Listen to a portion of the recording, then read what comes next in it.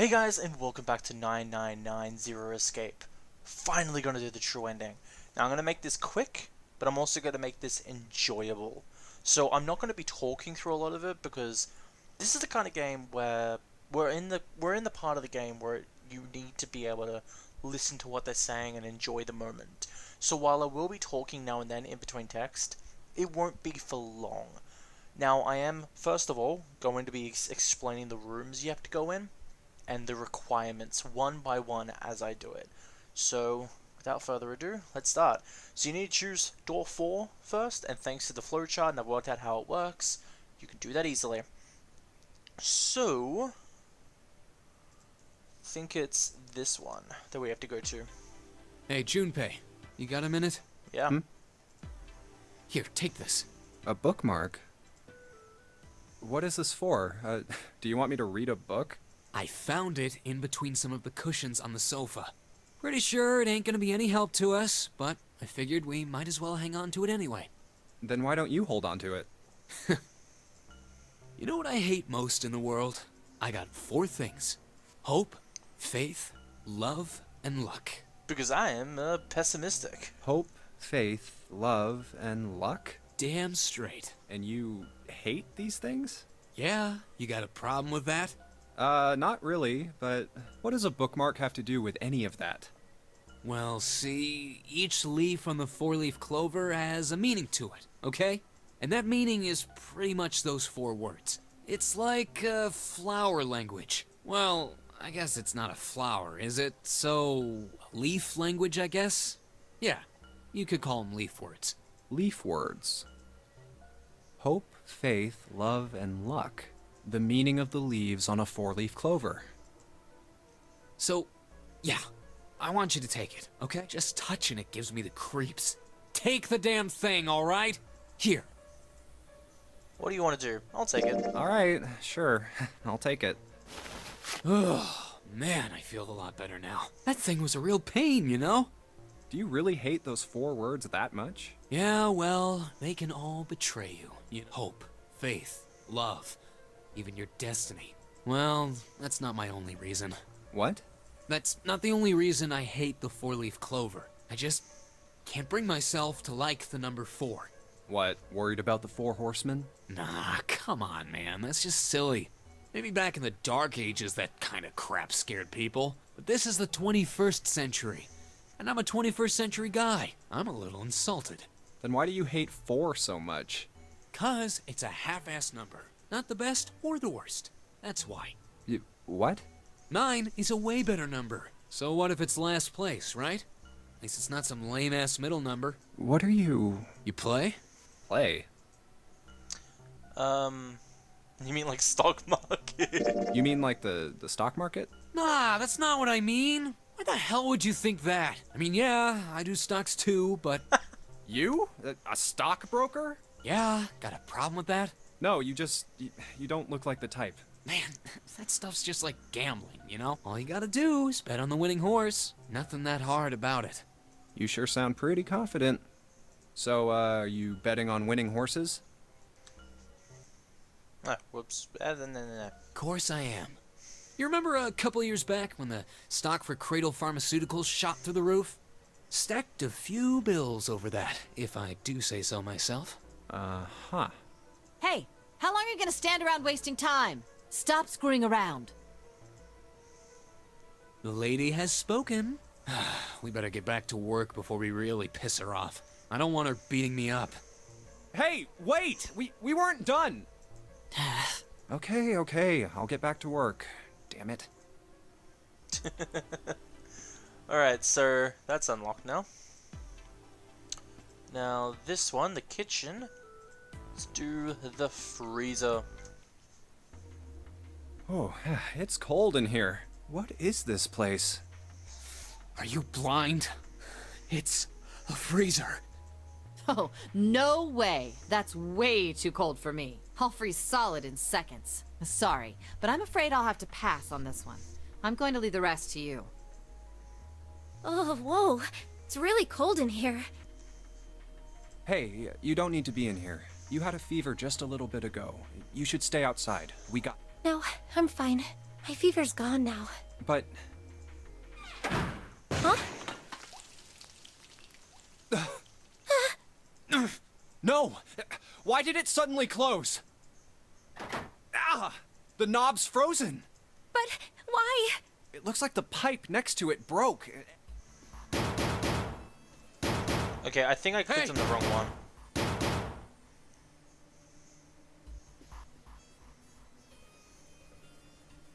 Yeah, I need to click on dry ice. Dry ice is just frozen carbon dioxide, right? Yeah, it is. I wonder how warm it has to get for it to turn back into gas again. Hell if I know. How is that gonna help us anyway? Oh, well, I figured we might be able to use it to get out of here.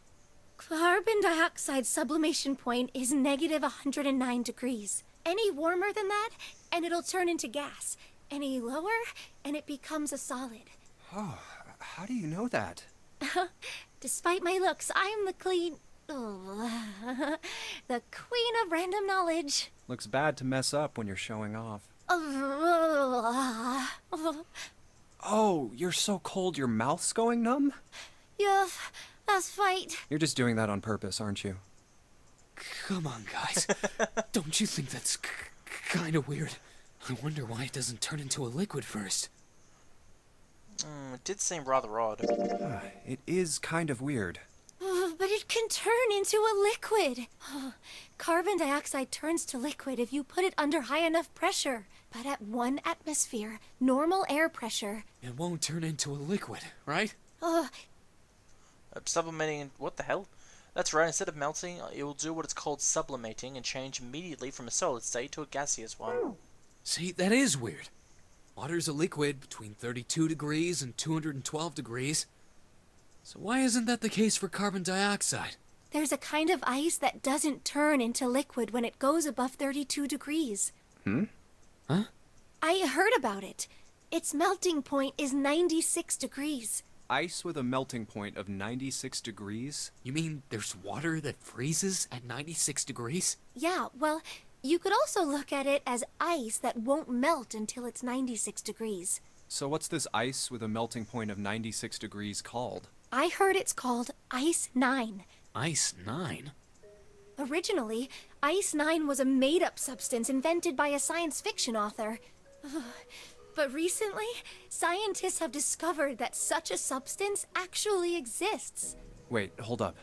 So is this thing called Ice 9, or is it water? Like I said, if the ice is over 96 degrees, it'll be liquid.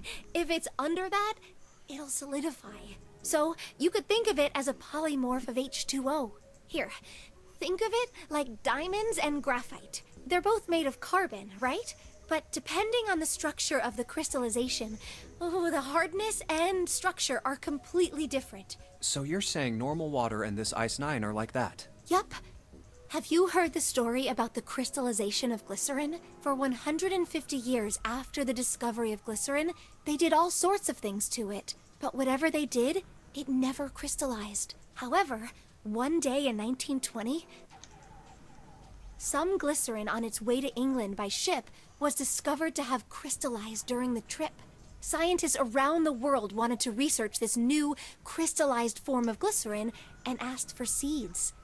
Oh, a seed is a sample of the original crystallized substance. With a seed crystal, further crystallization of glycerin would be easy.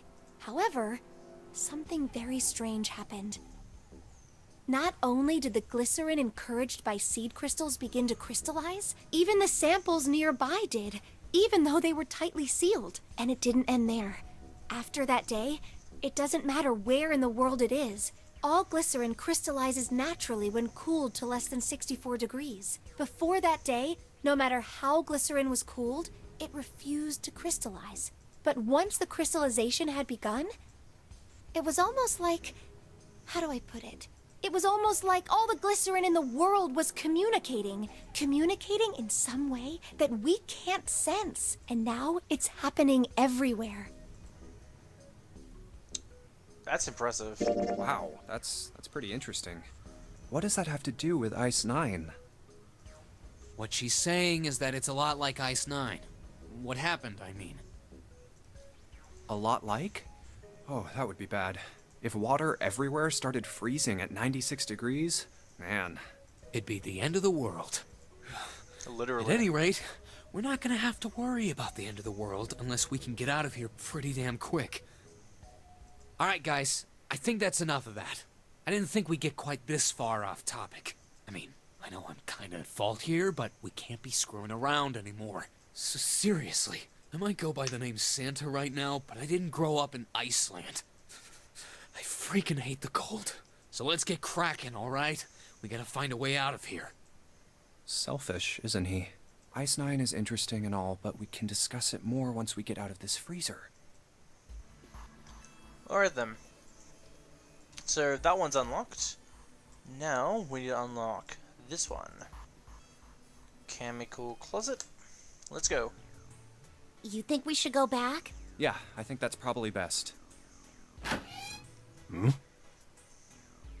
Hey, Seven, what's up? Oh, well, Is that a medicine bottle? I got curious about it. Here. Ethylene diamine tartrate? Yeah, that's right. CDT. What kind of medicine is that? It's not medicine. I think it's an industrial strength detergent. Why would they have something like that here? Well, probably to clean stuff up. Clean what up? Fuck if I know. Still, it looks like it's cleaned my brain up. You remember something? Yeah. Well, I remember a story about EDT.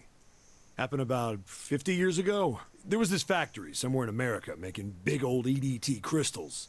They were making it to sell as an industrial strength cleaner, like I told you before. But a year after the factory started up, something strange started happening with the crystals they were building. We've already heard this, so I'm going to skip forward to see if there's like a choice or something, because there should be.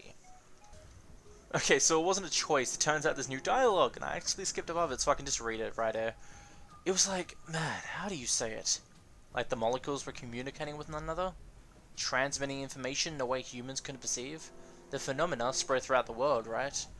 Junpei looked up at Seven with half a smirk. Seven stared at him, dumbfounded. Yeah, that's it, exactly. But how did you know? I heard a story. Another story kinda like that one. When? In the freezer. What? The freezer? Yeah, June told me. Junpei told Seven the story he'd heard from June in the freezer in the kitchen. How one day glycerine began to crystallize, and the story of ice that wouldn't melt at room temperature. When Junpei was done, Seven looked thoughtfully and absent-mindedly rubbed the scar on his chin. Ice that doesn't melt at room temperature. That sounds familiar? Yeah, hold up. I feel like I can remember something. That's right. Seven squinted, his eyes stared off into space, as if he was trying desperately to focus on something far away.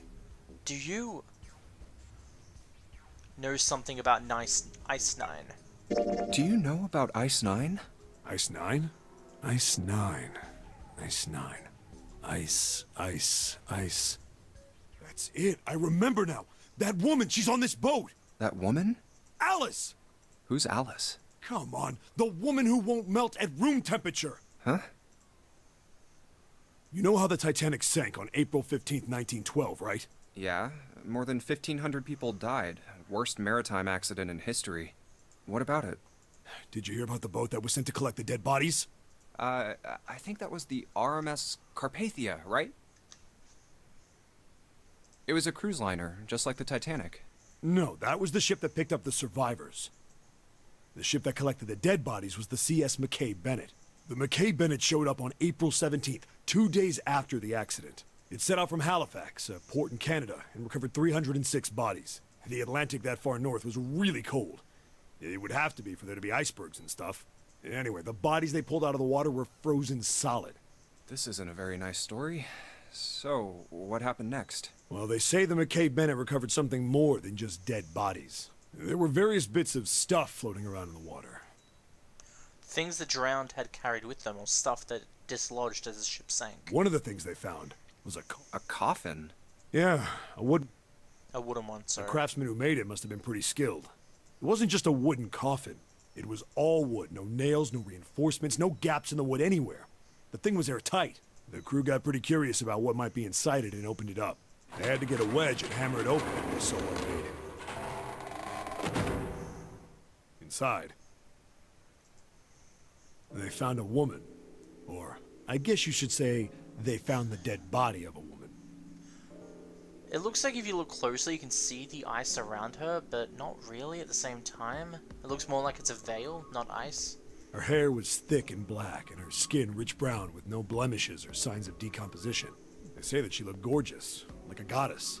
She was obviously dead, but everyone who looked at her said she just looked like she was sleeping. Her skin was so lifelike, she looked like she might wake up any minute. And she didn't, though. Like the rest of the bodies they found, she was frozen solid. Eventually, the McKay-Bennett finished searching and returned to Halifax. The 306 bodies were unloaded and taken ashore. However, it was warm enough that they began to thaw. They say that the stink was horrible, but there was one body that didn't thaw, and that was... The girl in the coffin.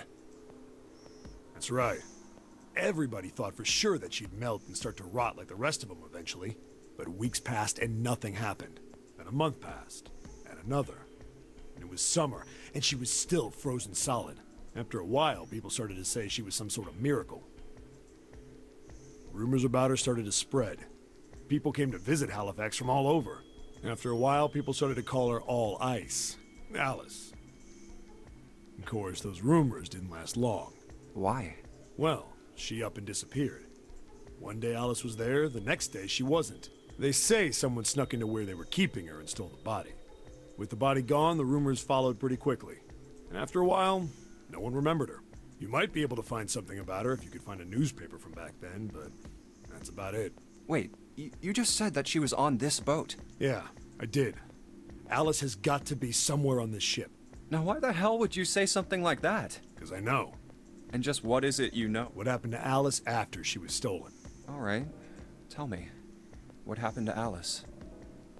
Well, around that time. Damn it, I hate the three-sentence ones. Well, around the time, the word was that there was a special black market in New York. All millionaires from all over the world. I've heard that Alice went up for auction there. The person who won the auction was Lord Dashiell Gordain. You've heard that name before, right? Lord Gordain. Oh, isn't he the guy who bought the Gigantic? The Titanic's sister ship? Yeah, that's him. Although I guess he hadn't done that yet. What do you mean? Gordain bought Alice in 1912, and 4 years later, in 1916, he bought the Gigantic. And he hid Alice somewhere on the Gigantic, but nobody knows where.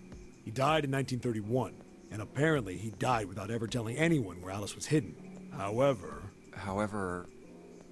Well, he did have one close friend who asked him, "Where is Alice?" And he said, "Alice sleeps in a small chamber past the Forest of Knowledge beneath the navel of the Gigantic." What the hell is that? Is it some kind of riddle? Your guess is as good as mine. So that's it. Whatever you think, I believe it. Forest of Knowledge, like a library? She's hidden somewhere on the Gigantic. In other words, she's hidden somewhere on this ship. Hey! What are you two doing over there? Stop wasting time and get over here! Okay, we're coming. Jeez! Yeah, so anyway, that's the story. It might be useful someday. Don't Alice. forget it. That mummy wasn't just a normal mummy.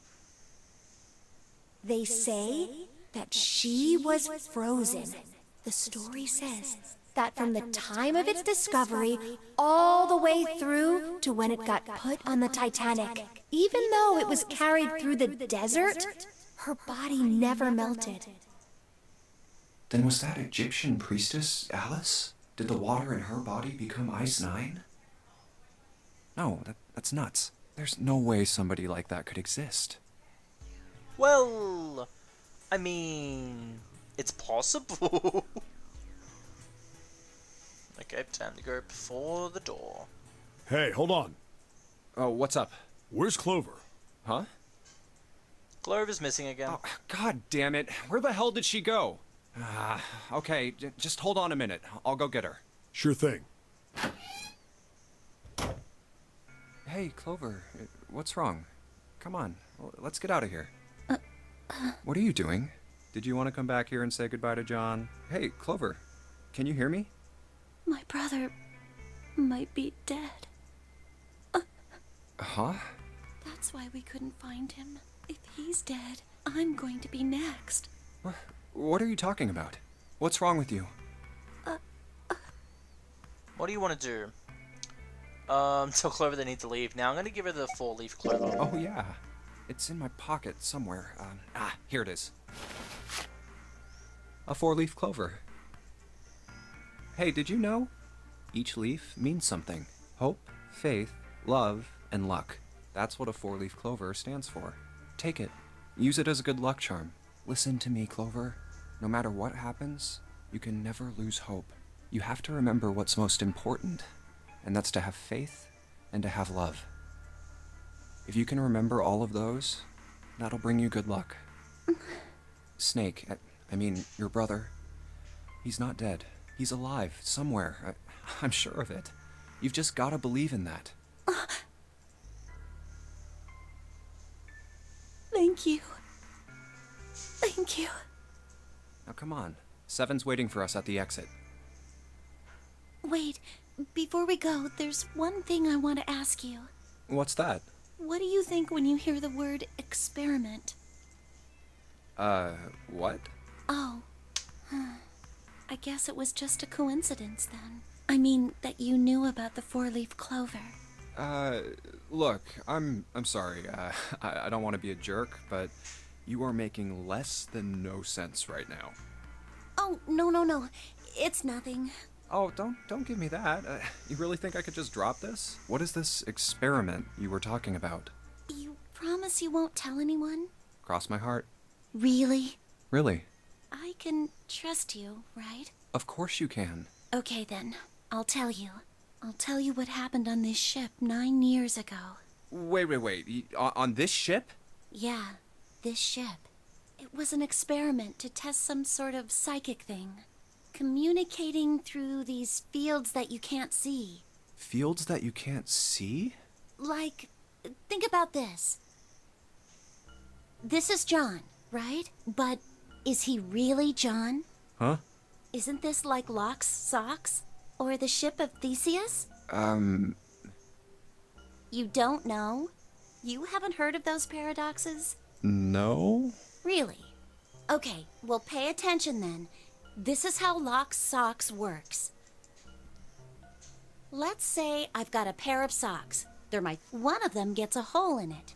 They're my favorite socks, she said, so. What would you do if that was your sock, Junpei? I'd patch it up. Well, I guess I'd patch it up, get some cloth, and close up the hole. But what if another hole opens? I'd add another patch, I suppose. What if another hole opened after that?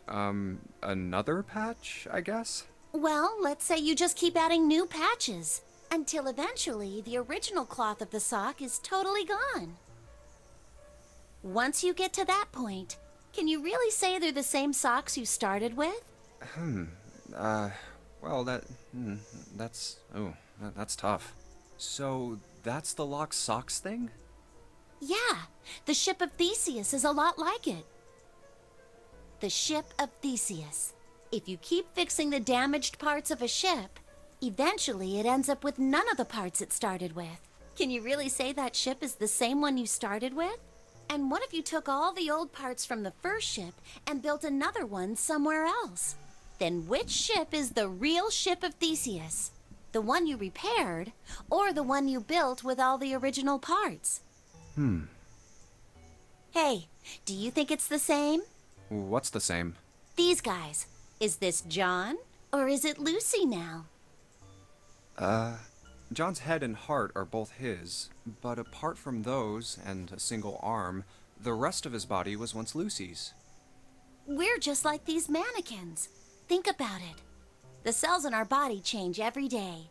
Old ones die and new ones are born. Maybe part of my arm is made of stuff from a fish I ate once. Or maybe part of your right side is made from a cow you ate. If you take it a little further, those cows and fishes are made from something else too, right? That's how we're all connected. Through fields that can't be seen with the naked eye. Hey, what the hell is taking you two so long? How long are you gonna make me wait? We don't have time to screw around. Oh? What were you two doing? Was this some sort of secret meeting? No, it wasn't. We were just Just... playing with the mannequins. Huh? Let's go, Junpei. Playing with mannequins, huh? Didn't know you were into that kind of thing, Junpei. You're a dick.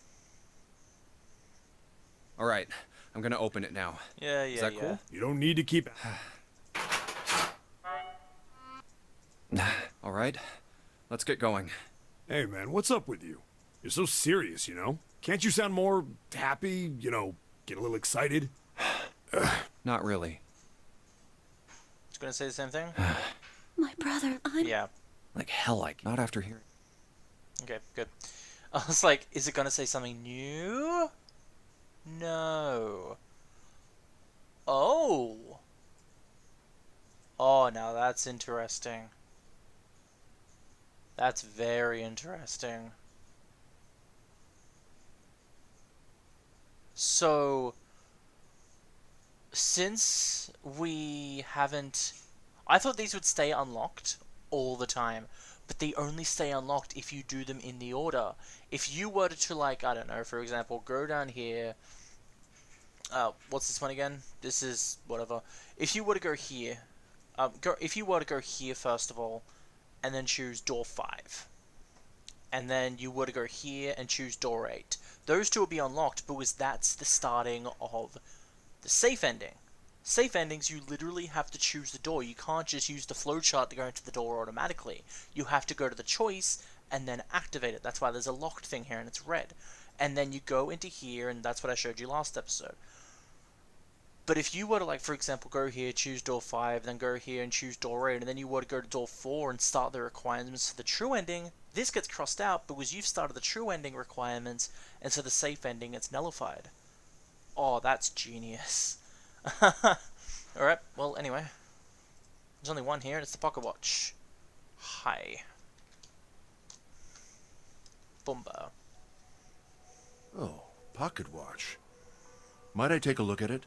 Hey, man, what are you doing over in this room? Oh, I just thought I'd come check up on the two of you. Is there a problem? Yeah, whoops. No, there isn't. Yeah, there is. I wanted to be alone. Yeah, there is. You checked on us. Now get out of here. We split this stuff up for a reason, all right? That's a lie. We didn't have to split up the work. I just want to talk to Clover alone. That's why I sent Ace to the wheelhouse. If you don't get what's going on here, I'm not sure if it explains it before this, but he wants to talk to Clover more about what they talked about in the operating room.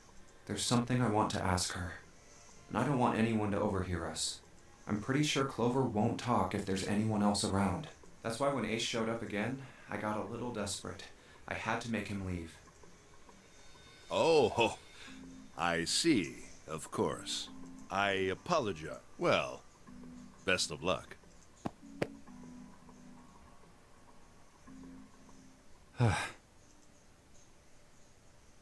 What was that about? Why are you looking at me like that? Oh, no, it's not like that. What's it like then? I just wanted to hear the rest of that story. I didn't get a chance to ask you about it until now. What story? About the experiment, remember? The one you started to tell me in the operating room? You said something about an experiment that happened here 9 years ago. I'm sorry, but I don't want to talk about that right now. I'm just not in the mood, okay? You understand, right? I keep thinking about my brother. I can't stop. I mean, who would do something like that to my brother? I can't forgive them. I'm not gonna let them get away with it. They're gonna pay for it. I promise. So, Junpei, who do you think did it? Well, if what Seven said was right, then there would have to be at least 2 of them. You need at least 3 people to open the numbered doors, and if you subtract Snake, that means there were at least 2 other people. You're right. So, what does that mean? Well, if we just look at the bracelet numbers, we should be able to figure it out. Who could have opened door 3 with Snake? Well, really, who and who, or who and who? You mean it could have been 4 people? Well, technically it's possible. I don't know. That doesn't seem very likely. Why? I'll tell you later. Why don't we just assume it was only 2 other people for now? Okay, got it. Let's do that then. Then who do you think it could be? Which two bracelet numbers added to the 2 would give a digital root of 3? You'd have to have someone that adds with a 10, so it would either be a 1 and a 9, which we already know it is. It's already 8, so we know that now. Due to the safe ending. But since that's not in the option because we don't know about the 9th bracelet yet, it's either going to be 2, so we can't do that because that was Snake, 3, which is Santa, and 7, so Santa and 7, Santa and 7. Would it be Santa and 7? The digital root for Snake, Santa, and 7 is 3! Wait, hold on. Are Santa and 7 the killers? What's wrong? Well, I thought about it, and... That's what I thought. Santa and 7. If it was 2 people, then that's the only combination that works. Hey, wait a minute there. Don't you think it's a little too early to be jumping to conclusions? Well, all I said is that those 2 would have been able to open door 3 with your brother. There might be other possibilities. Well, what other possibilities? Are you saying you think that it was 3 or 4 people? I really don't think that's likely. Why not? Can I borrow your pen and paper? Yeah, here.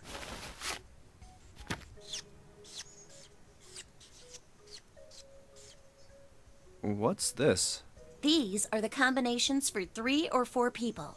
These 8 combinations are the only possible ones. Oh, I see. Junpei, Yeah? I can trust you, right? Of course. Why would you need to ask that? Really? Yeah, So then I should get rid of B, D, G, and H, right? of course. Just cross them out. And you should take off yours too. The ones with 4. So, what does that leave? A and E. Wait, it can't be A. Why? Because June's in that one. There's no way in hell she'd do something like that. Are you sure? I'd bet my life on it. Okay then. I can cross off A too, right? Yeah, Well, what have we got left? E. Do you know what this means?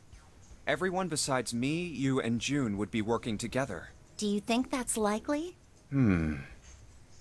If there were 4 people working together, they wouldn't be very cautious. I don't think they'd try that hard to hide what they were doing if they outnumbered us, right? Well, you do have a point. And besides, if Ace and 7 are working together, they could have easily gotten rid of me when I went to the shower room with them. But they didn't. They didn't even try anything. If they were killers, why wouldn't they? Oh, I see. Anyway, I understand now. It seems pretty unlikely that it was as many as 3 or 4 people. Yeah, Then that means there's a good chance it was Santa and 7. that's how it looks. But why would they do it? Their motive. Have I interrupted something? Damn it, Ace! What is it? There was something I wanted to speak with you about, Junpei. Could you come with me for a moment? Go ahead. Okay. What did you want to talk about? There was something I wanted to check. Yeah? What's that? Okay, this is basically the pocket thing, so... Damn it! It won't let me go out.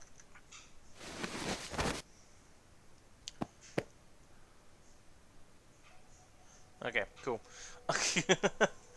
Okay, what's this part? Captain's quarters, red file. Oh yeah, the Egyptian things. It looks like there's something on the cover. A-L-L-I-C-E. All ice. Alice. Does this mean... What the hell is this?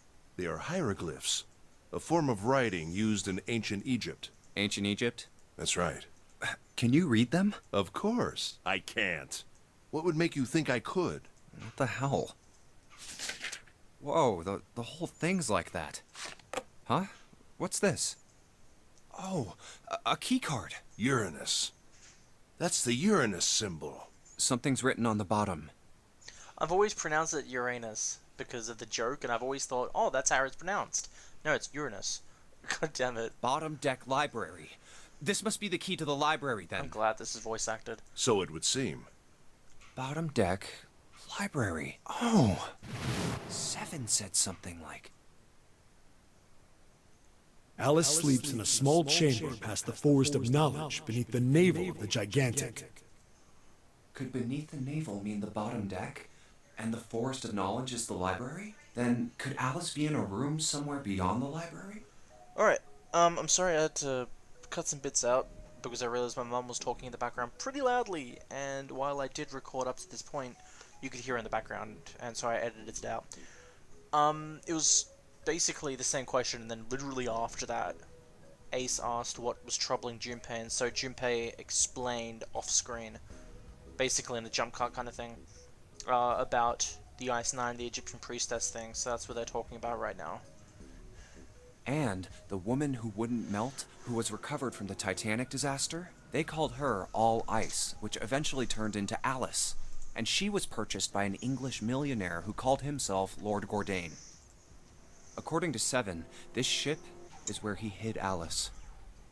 And you think that he hid her in a small room, beyond the library on the bottom deck? Yeah. Well, I mean, it is just a theory. Junpei, have you ever heard of the term CAS? Cass? It stands for Cells Alive System. It is an advanced technology for freezing and preserving organic matter. Put simply, it is a technique that allows one to freeze things without the formation of ice crystals. Normally, if you freeze something fresh, water within its cells expands as it crystallizes, damaging the cell membrane. CAS, however, works differently. The object to be frozen is supercooled using magnetic fields, and then frozen instantly and uniformly, giving ice crystals no time to form. It was originally developed for the preservation of food, as an alternative to the normal freezing process. Now, however, there are rumors that it can be used for other things. What do you mean, other things? Well, there are obvious medical uses, but perhaps also space travel. Space travel? Are you serious? Surely you've heard of suspended animation. Cryogenic freezing? It's a fairly common idea in science fiction books and films. People are sometimes frozen for especially lengthy journeys through space. Whoa, wait a minute there. Are you saying that Alice was frozen using that Cass thing? Well, I'm sure the possibility is quite low, but it is a possibility. If this special ice you call Ice 9 does indeed exist, and casts were used to freeze her into that sort of ice instantaneously. Then what? You think she could be alive? Well, I can't say for sure, of course. I'm only talking about possibilities. The melting point for Possibilities Ice is 9 is still somewhat 96 degrees, right? If she were put somewhere where she could reach that temperature, Then she could be, well, turned back. Well, I'd say turn back into a liquid, but the ice would be liquefied and she'd be normal. That's nuts. Are you really saying she could have defrosted and started walking about? you're quite right. It does sound unbelievable. But if she had, then we would have an explanation for the man we found dead on the floor. Keep in mind, when we did door 3 and we were unscrewing the temperature, the thermometer, Santa made a reference that if the heat goes above 107 degrees, cells start dying. So, when you think about it, that's only 9 degrees lower than that. So that's pretty amazing. And also, I don't know what that would be in Celsius, because since I live in Australia, we use Celsius instead of Fahrenheit, so I'm not sure if they're talking about Fahrenheit or Celsius. I assume they're talking about Fahrenheit, because Fahrenheit's numbers are bigger than Celsius, even though they're basically the same thing, just different numbers and American things. So I'm not sure what it would be in a Celsius. I think it would be in the 70s. You mean the guy dressed like a captain? Yes. He was dead when we found him. Clearly, he was murdered. But if he was murdered, then by whom? It couldn't have been one of us. That would be impossible. In order to enter the captain's quarters, one must first open door 1. That door that requires the Earth key prevented us from accessing door 1. Who was it that opened that door? Santa and Lotus. Right. Clearly, the two of them could not have opened door 1. Who else then could have done so? Nobody. After Santa and Lotus used the Earth Key, they turned back and met up with me and June. Then we returned to the large hospital room and found Ace, Seven, and Clover. While we'd gone into the shower room, Ace, Seven, and Clover had stayed behind. But it's impossible for those three to open door 1. But what about when June and I took the elevator to door 2? No, still won't work. We were only... Oh, god damn it. We're only gone 5 minutes. No human being could have run to the captain's quarters, killed that guy, and run back that fast. And why would they? It would be impossible for any of us to be the murderer. That being the case, who could have killed him? Honestly, now that we know Ace has killed Clover and Snake, well, no, technically, Guy X at least, and Clover in the safe ending, I think it's Ace. And the reason I say I think it's Ace is because remember how he took the pocket watch? If he was really in charge of the Nonary game 9 years ago, he could have known the passcode, or the password thing, to the pocket watch, opened the door while Junpei was, I don't know, talking to Clover or whatever, inspecting the other room, and then quickly killed the guy without knowing he was there. I don't know his motive for going into that room, but just the fact that he's already killed someone willingly and doesn't seem to be stuttering about it just proves that he's the most accountable for it. I don't know why he went into the room to begin with. Maybe he was trying to see what's in there, but it's a possibility. It didn't make sense if his killer was someone who had been in the ship for some time. A person like that would know the ship well. They would know the locations of all the hidden passages and secret doors. The numbered door would mean nothing to someone like that. It would be a simple thing for them to enter the captain's quarters. Then you're saying the killer was Alice? Well, this is all only one possible theory. All ice. Alice. Is she really somewhere on the ship? Maybe this card will give me access to the Forest of Knowledge. And the big mystery. What could be there beyond the Forest of Knowledge? Anyway, whatever. It's gonna have to wait. I can't do anything right now. I'll come back to this later. Alright then. Cool. Now for the monitor. Huh. Zero, huh? It's like he's making fun of us. What do you think? Nothing. What about him? Do you think that's really Zero? There's no way that's him. Didn't I tell you already? Yeah. Right. Zero's one of us, she said, sorry. Well, I keep on even skipping if that. he wasn't one of us, there's no way that man could be Zero. Huh? Don't you get it? The letters that spell Zero on the TV screen, the captain's clothes he's got on, and of course, the bracelet with a 0 on it.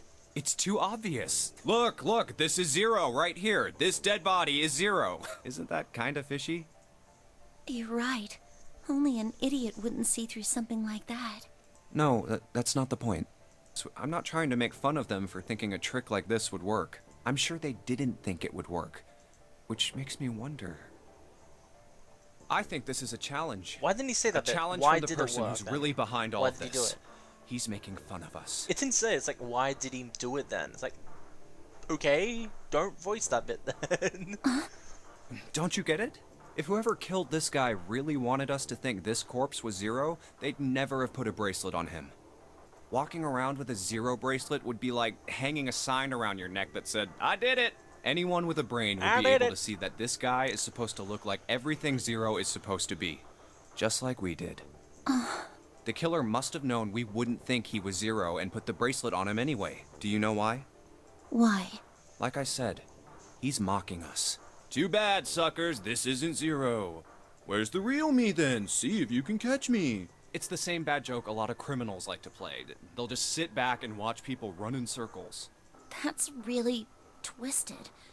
But it almost seems kind of childish. Yeah, you're right.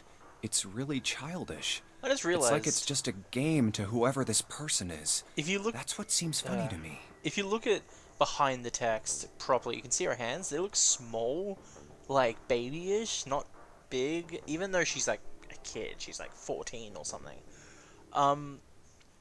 Actually, no. I think someone said Clover was like 16 or 18 in this, like right now. And I'm like, wait, seriously? But I think she's only 14. She looks 14, but I don't know. But her hands look so tiny. What the hell?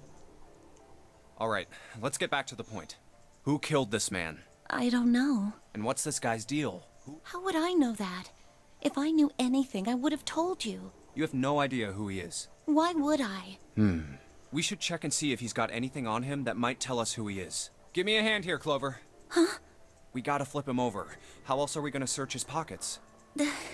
Okay, fine. Guess I'll do it. Here we go.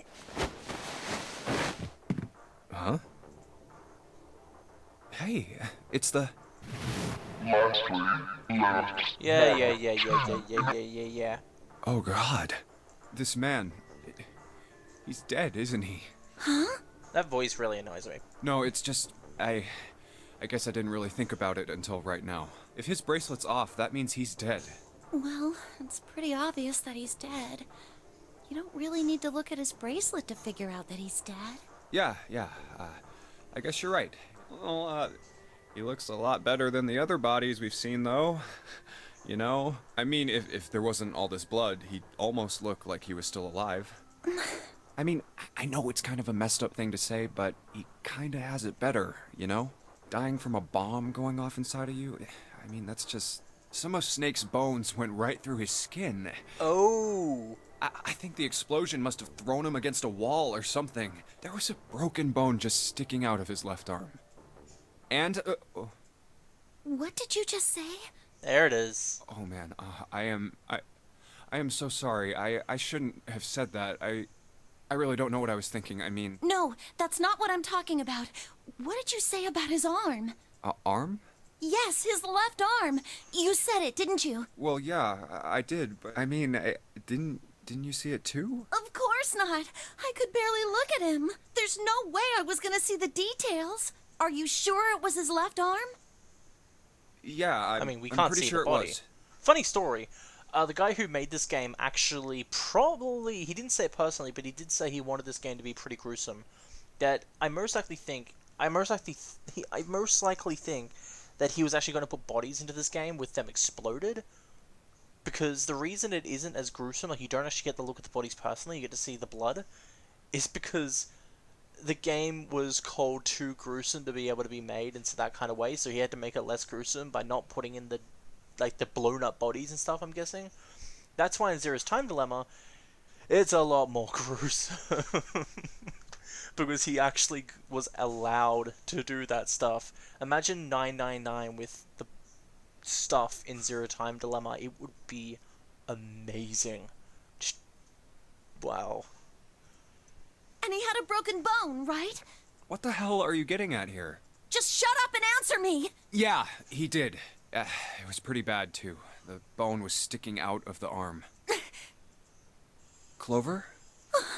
What's wrong? Look, I'm sorry if I said anything. Thank you. Huh? What are you... He's not dead. Thank you so much, Junpei. Hey, what's going on with you? I'm sorry, it's just... I'm so happy. Why? The body in the shower room, it isn't his. It isn't my brother. Huh? It's not Snake. Why on earth would you think that? Because his left arm is... I'm sorry. I really shouldn't be talking about this. But he's still alive. I'm so happy. I'm so glad. Huh? Junpei, you were right. Huh? No matter what happens, you can never lose hope. You have to remember what's most important, and that's to have faith and to have love. If you can remember all of those, that'll bring you good luck. That's... I only made it here because you gave me this. Yeah, otherwise we would have got the accent thing. I was suspicious of everybody, and I was angry and miserable. But because I had this four-leaf clover, because of what you said to me, Yeah. Thank you so much, Junpei. Oh, if you really want to thank somebody, you should be thanking Santa. Santa? Why? Well, he was the one who gave me that thing. And the words for each leaf, I got that from him too. Oh. No, I hate you now. I love Santa. What the hell? Other side? Yep. This is funny. Did Santa really tell you those things? Yeah. Yeah, he did. Did I say something wrong? Oh no, not at all. In fact, this could be really good news, I think. You think? Santa knew about the words and the clover. The only people who should know about that are the other subjects. Subjects? The other people who were in the experiment 9 years ago, with my brother and me. But he's blind, and I was part of the Nevada test group. So neither of us would be able to recognize the faces of the people who were on this boat. Whoa. Okay, time out. Let's just calm down for a second, okay? Start from the top. Don't start with the end and then jump to the middle. You gotta start with 1 and then move to 2 and 3 and 4 and so on. Go to 5, which is me! If you don't tell me stuff in the right order, I'm never gonna be able to figure it out. Okay. Alright, let's start with this experiment. What happened on this boat 9 years ago? Do you know about morphogenetic fields? Morphogenetic fields. All right, how about this? Theory of the telepathic mechanism. I think Lotus mentioned something like that. Telepathy, huh? Well, that's not really it, but I suppose it's similar. So they were testing telepathy on this ship? Yeah, I guess so. So, what exactly did they have? The same thing that we're doing now. Exactly the same thing. What? The Nonary game. 9 people were put on this boat, and 9 others were put in the building in Nevada, and the game started. Look, I'm sorry, but I don't get it. What do the Nonary game and some telepathy experiment have to do with each other? Am I missing something here? The ability to access a morphogenetic field is affected by a couple of things. By the way, while you're listening to this, you may want to keep in mind what Santa said during the safe ending. How from emergency, the word emerge comes from it, so when you're put into emergency, inspiration emerges. Just keep that in mind. The first is epiphany, and the other is danger. You know how sometimes when you're up against a really tough problem, and then the answer just kind of pops in your head? That's an epiphany, and what you learn from the epiphany can be transmitted with telepathy. When you add danger to that equation, then it gets easier to transmit that information over telepathy. So you're saying the Nonary game was supposed to introduce that element of danger? Yeah, but it couldn't be just any old danger. It had to be life and death. And someone did actually die. Huh. She was on the boat with my brother. I was in Nevada. I never met her, but I did hear her name. Her name was... Oh, my apologies. I seem to have disturbed you. Ace! You two must have strong stomachs. I can't imagine how you could stay in this room for so long. At any rate, Junpei, would you be so kind as to come and help me with something? I'm having a little trouble and I could really use your assistance. Come on, it'll only take a moment. I don't want Ace to hear us. We can talk about this later. Huh? Hey, wait! Junpei, what are you doing in there? Hurry up!